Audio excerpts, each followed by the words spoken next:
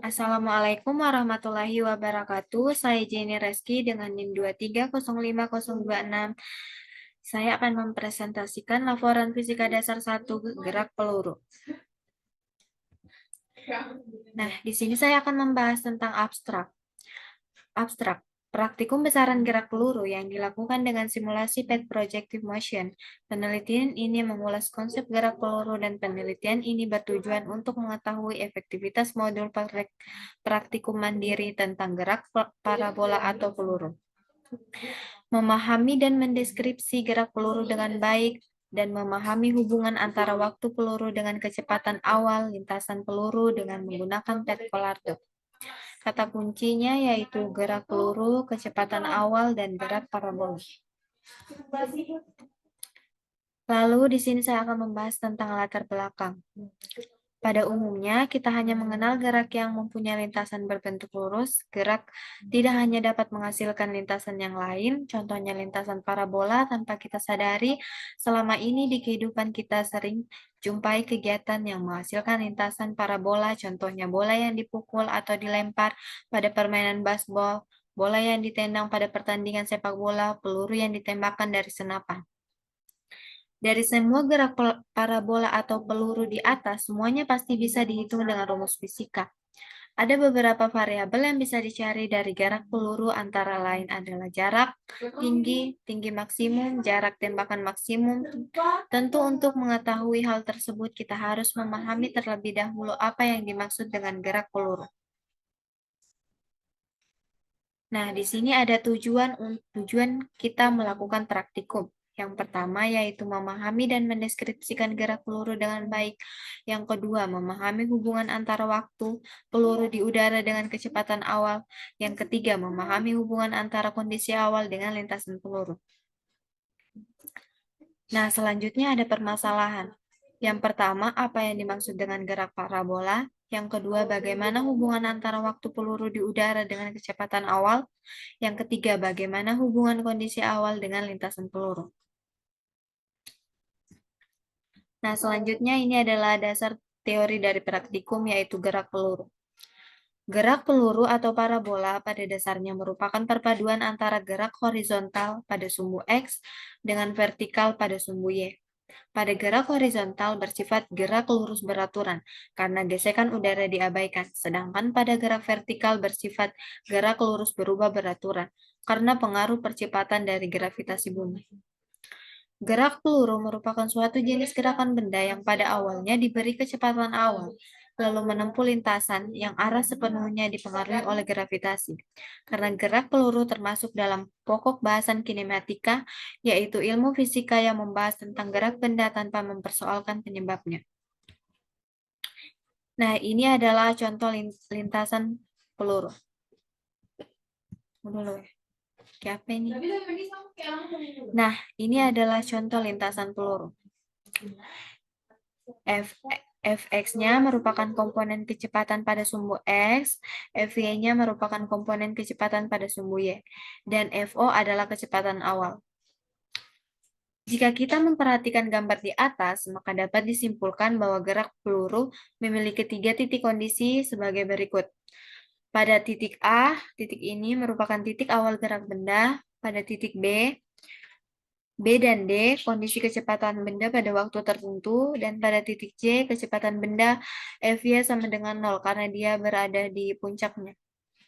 Dan pada titik E, benda berada di akhir lintasan dengan kecepatan yang sama besar dengan kecepatan awal, sama seperti pada titik A. Nah, selanjutnya adapun persamaan dari gerak proyektil, yaitu untuk titik puncak, V0 sin theta per G, untuk ketinggian maksimum, Hmax sama dengan V0 sin 2 theta per 2G. Untuk jarak maksimum, R sama dengan V0 kuadrat sin 2 theta per G. Nah, ini adalah flowchart dari praktikum gerak peluru, di mana yang pertama yaitu start, kemudian membuka link path, lalu kedua klik gambar, dan keempat gunakan simulasi secara bebas, lalu mengatur massa diameter dan gravitasi, kemudian kita mengatur kecepatan, lalu menembakkan meriam, dan mencatat data yang diperoleh, lalu buat grafik berdasarkan nilai, kemudian selesai. Lalu alat yang digunakan dalam praktikum gerak peluru yaitu yang pertama laptop, yang kedua LinPad simulator. Nah, ini ada prosedur kerjanya. Yang pertama, membuka LinkPad Projectile Motion Simulation. Yang kedua, klik lab seperti yang ditunjukkan pada gambar. Yang ketiga, menggunakan simulasi secara bebas agar terbiasa. Yang keempat, mengatur kondisi awal, beberapa nilai besaran seperti yang ditunjukkan pada gambar, sesuai dengan instruksi yang diberikan. Yang kelima, untuk kecepatan awal, atur masing-masing 5-30 meter per second. Untuk setiap kecepatan awal, tembak meriam dan arahkan alat ukur yang ditunjukkan di bawah ini pada posisi akhir proyektil setelah proyektil ditembakkan. Dan yang keenam, mencatat data yang diperoleh pada tabel. Lalu yang terakhir, menggunakan Microsoft Office Excel, membuat grafik berdasarkan data dari tabel. Nah, di sini ada pengolahan data. Data yang diberikan pada kami yaitu data pertama, V0 sama dengan 5-20 meter per sekon, tetanya 50 derajat, masanya 10 kg, diameternya 0,10 meter, dengan gravitasi 9,81 meter per sekon kuadrat. Data duanya yaitu diameter 0,10 meter, tetanya 50 derajat, V0-nya sama dengan 10 meter per sekon, masanya 5-15 kg, dan gravitasinya 9,81 meter per sekon kuadrat. Data ketiga yang diberikan pada kami yaitu tetanya 50 derajat, V0-nya 10 meter per sekon, masanya 10 kg, diameter 0,20 sampai 0,30 meter, gravitasinya 9,81 meter per sekon kuadrat. Nah, dari data yang diberikan pada kami tadi, data pertama di sini V0-nya 5-20 meter per sekon, maka didapat waktunya 0,78 dengan sampai 3,12. Range-nya 2,51 sampai 40,16, V0 kuadratnya 25 sampai 400. Dari tabel yang ada ini, kita mendapatkan grafik seperti ini. Grafiknya itu naik lurus. Nah, di sini ada grafik V0 kuadrat dan R, dan di sini grafik V0 dan R yang kita dapatkan. Data 2 yang kami dapat yaitu masanya 5-15, didapat waktu 1,56 semuanya, sama semua waktunya, range-nya juga sama semua 10,4. Dan grafik yang didapatkan itu seperti ini, dia itu sejajar grafiknya karena hasilnya sama. Begitu pula dengan grafik M dan R, grafiknya itu sejajar juga karena hasilnya sama. Data ketiga yaitu diameternya 0,20 sampai 0,30 meter, waktunya 1,56 semua, range-nya 10,04 semua. Dan grafik yang didapatkan seperti ini, dianya itu sejajar karena hasilnya sama. Begitu pula dengan grafik R dan D ini. Nah, di sini ada perhitungan regresi linear T.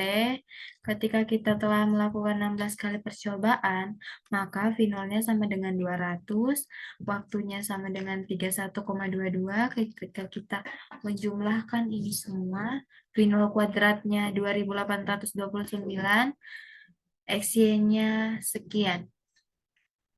Ketika kita menjumlahkan ini semua yang 16 kali percobaan telah dilakukan. Nah, ini adalah rumus regresi linear T. Kita masukkan angka-angka yang tadi, yang jumlah yang telah didapat yang tadi kita masukkan, lalu kita mendapatkan hasilnya sekian. Kemudian setelah itu kita mencari rumus teori, yaitu 2 sin theta per G. Kita mendapatkan hasilnya sekian. Kemudian setelah kita mendapatkan rumus teori dan rumus gradien, kita mencari rumus error. Rumus error itu rumus teori kurang rumus gradien bagi rumus gradien kali 100%. Nah, ini hasil yang didapatkan.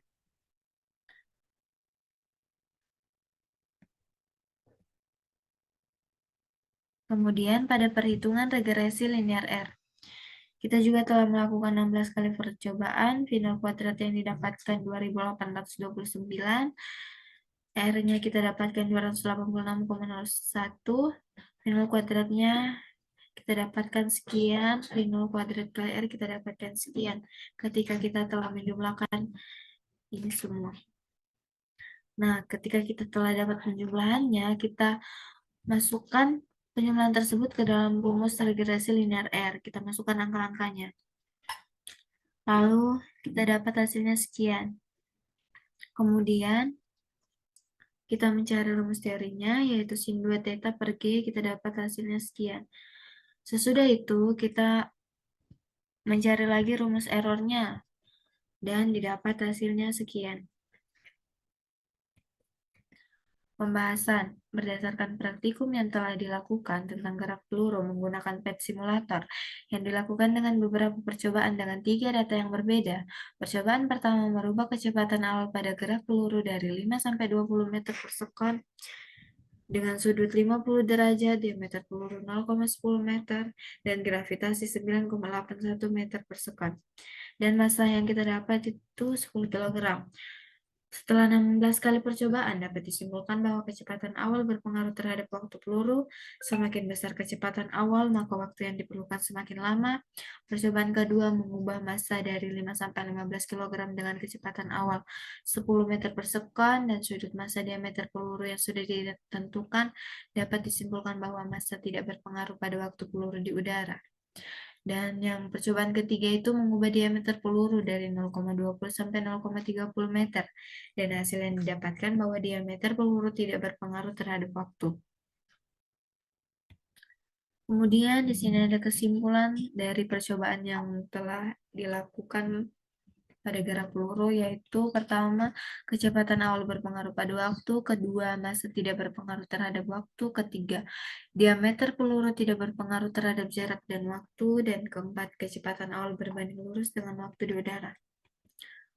Lalu saran saya ketika kita akan melakukan percobaan atau praktikum itu, sebaiknya teliti agar mendapat hasil yang sesuai dan benar.